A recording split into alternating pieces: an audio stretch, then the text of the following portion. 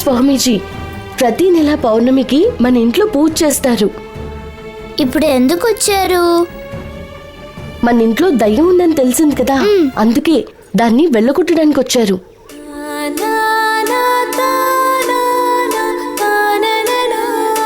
అమ్మ చాలా మంచిది. ఆవిడెప్పుడూ ఇంట్లోనే ఉండాలి. తల్లి, నువ్వే అమ్మకి ఎలాంటి కష్టమూ రాకుండా చూడాలి. మా అమ్మని కాపాడు తల్లి.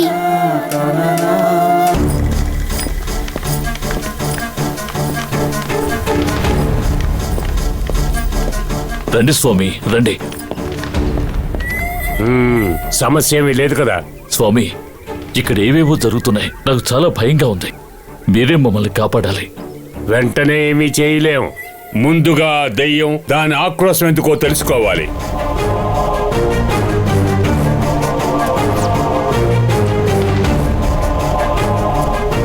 ఈ రుద్రాక్షమాల తిరిగే వేగాన్ని బట్టి ఆ దెయ్యం శక్తి ఏంటో తెలుసుకోవచ్చు.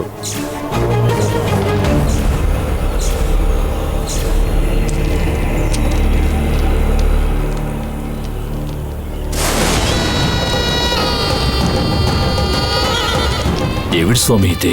ఈ మాల కుడివైపు తిరిగింది అంటే ఆ దెయ్యానికి శక్తి లేదని అర్థం.